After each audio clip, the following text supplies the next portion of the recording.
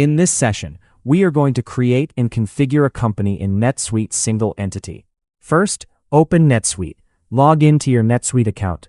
Once you are logged in, navigate to the Setup menu. Then, navigate to Company. Under the Setup tasks, you can see Company Information. Click on Company Information. The Company Information page will open. Here, you can enter the basic information about your company. In the Company Name field, enter the company name. For this demonstration, we will use ABC Company USA. In the Legal Name field, enter the legal name of the company. For this example, enter ABC Company USA. The legal name should match the official legal name of your business. Next, you can select the company logo. The company logo can be used on NetSuite forms, documents, and pages, depending on your configuration. Next, you can enter your company website. Enter the URL of your company's website in the appropriate field. Now, let's enter the company's location information. In the state, county, or province field, click the drop-down list. For our example, select California. Next, go to the country field, click the drop-down list, select United States. Our example company, ABC Company USA, is located in the United States. Therefore, we will select United States. Next, enter the return email address. This is a mandatory field. NetSuite can use this email address to communicate with customers, vendors, or other recipients, depending on the transaction and email configuration. For this demonstration, enter info@abccompany.com. Next, go to the fax field. If your company uses a fax number, enter the fax number here. If your company does not use fax, you can leave this field blank. Next, we have the currency field. For our example, select US dollar. Since ABC Company USA is located in the United States, we will use the US dollar as the company's currency. Select US dollar from the list. Please note an important point. After you save the company record, certain fundamental settings, such as the currency and country, may not be changeable. Therefore, make sure you select the correct values before saving the record. Next, we have the Employer Identification Number, or EIN, field. The EIN is the tax identification number assigned to a business in the United States. If applicable, enter your company's EIN in this field. For a training or demonstration account, you can use an appropriate sample value instead of a real EIN. Next, we have the first fiscal month field. This field is used to define the beginning of your company's fiscal year. For our example, we will select January. This means that the company's fiscal year begins in January. This is a critical setting. Make sure you select the correct fiscal month before saving the company information. Depending on your NetSuite account configuration, changing this setting later may not be possible. We have the time zone field. Select the appropriate time zone for your company. For this demonstration, we will select a United States time zone that matches the company's operating location. Next, we have the account ID. The account ID is provided by NetSuite for your NetSuite account. This identifies your NetSuite account.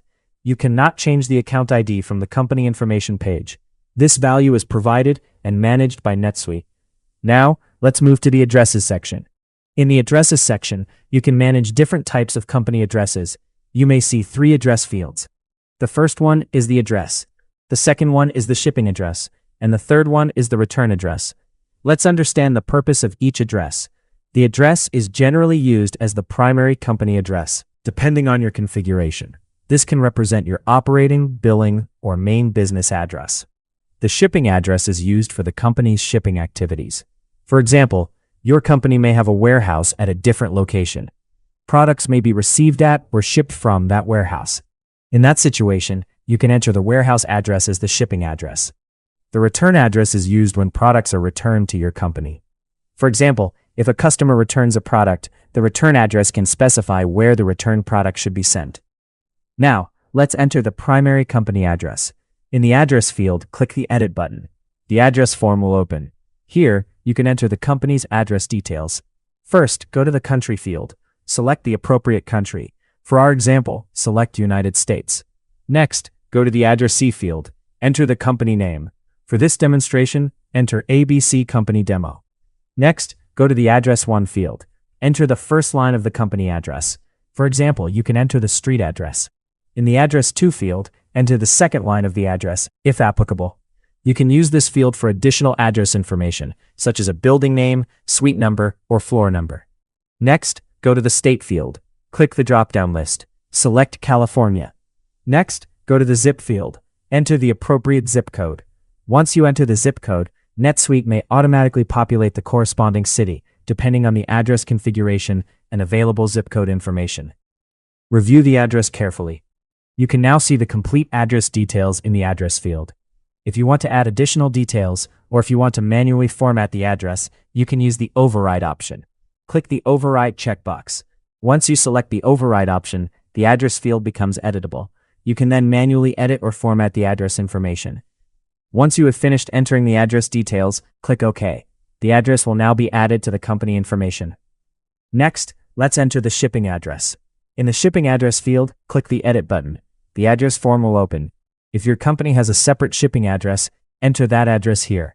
For example, if your warehouse is located at a different location, you can enter the warehouse address as the shipping address. Enter the country, addressee, address lines, state, zip code, and other required information. Once you have entered the shipping address, click OK. The shipping address will now be added to the company information. Similarly, let's enter the return address.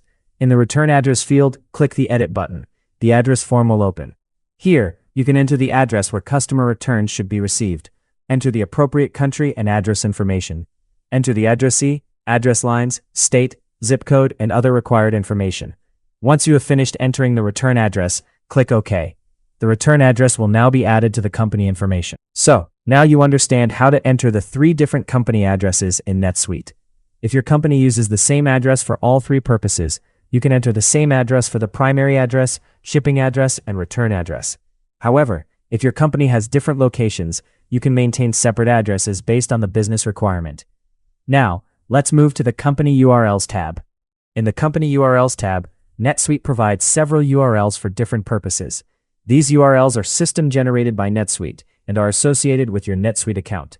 The first URL is the Customer Center Login URL. The Customer Center Login URL is used by customers to access the NetSuite Customer Center when the Customer Center feature is enabled and configured. Customers can use the Customer Center to access information and perform activities that you have made available to them. Next, we have the NetSuite UI URL. The NetSuite UI URL is the URL used to access the NetSuite user interface. This is the web address that users use to access and work within the NetSuite application. Next, we have the SuiteTalk URL. The SuiteTalk URL is used for integrations with NetSuite web services. It can be used by external applications and integration tools to communicate with NetSuite through supported web service interfaces. Next, we have the RESTlets and External Forms URL. These URLs are associated with RESTlet functionality and external forms in NetSuite. RESTlets can be used to expose custom SuiteScript functionality for integration purposes. External forms can be used to allow users to access certain NetSuite forms from outside the standard NetSuite interface, depending on the configuration. These URLs are provided by NetSuite and can be used for different purposes, such as customer access, user interface access, integrations, RESTlets, and external forms. You should not modify these URLs manually unless NetSuite specifically allows the related configuration. Now, let's move to the System Notes tab. The System Notes tab contains important audit information about the company record. Here, you can see details about changes made to the record. For example, you can see the name of the user who created or modified the record. You can also see the date and time when the change was made. System Notes can also show which field was changed. You can see the old value and the new value. For example, if the company name was changed, the System Notes can show the previous value and the updated value. This information is useful for auditing and tracking changes. System Notes are system-generated audit information, so you cannot manually edit these entries. They help you identify who created or changed a record, what was changed, and when the change occurred. This is particularly useful when investigating configuration changes or reviewing the history of a record. Before saving the company information record, carefully review all the information you have entered. Make sure the company name, legal name, country, state, currency, fiscal month, time zone, email address, and address information are correct. Once you have confirmed that everything is correct, save the record. This completes the basic company setup for our NetSuite single-entity example. In the next session, we can continue with the next step in configuring the NetSuite account.